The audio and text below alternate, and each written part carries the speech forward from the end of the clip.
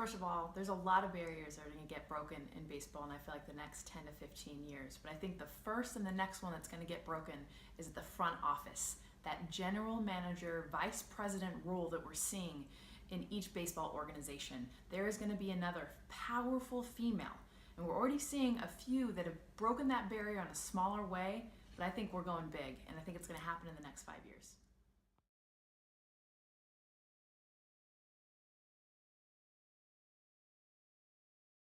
Softball isn't out of the Olympics permanently. It's coming back 2020 in Tokyo, and I have a strong belief that in 2024, if Los Angeles gets that bid to host the Olympic Games, softball and baseball will be in those Olympics as well. Will I be playing? Probably not. I would love to, but if you think about another Olympic sport that I could be a part of, first of all, the Olympics is the most amazing thing that I've ever done. I think it's the best sporting event in the world, hands down.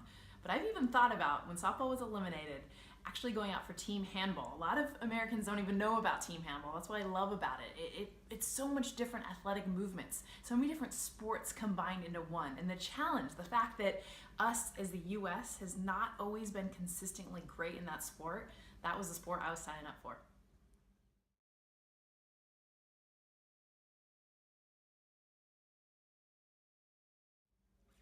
My transition into public speaking really began for a passion to reach, in the beginning, more young girls.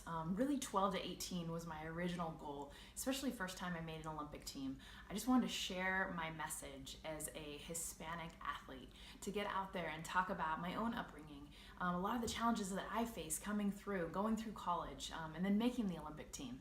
And now that I've evolved, and obviously my career with ESPN, being involved with baseball, my goal is to be able to speak to a variety of different groups. And the biggest thing is figuring out how to stand out, getting outside of your comfort zone.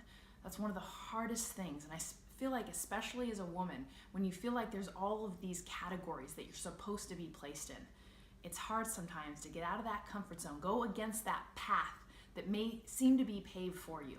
And to me, the best thing is when you get outside of that and you're nervous and you're scared.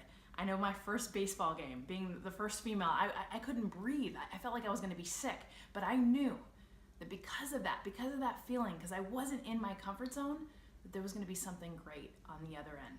And I feel like every pivotal moment of my life has been about trying to stand out, trying to do something different that really no one has done, whether it's a small idea or something big. And that's probably the biggest messaging from the 12-year-old girl to the 50-year-old man that I try to get in front of and talk to.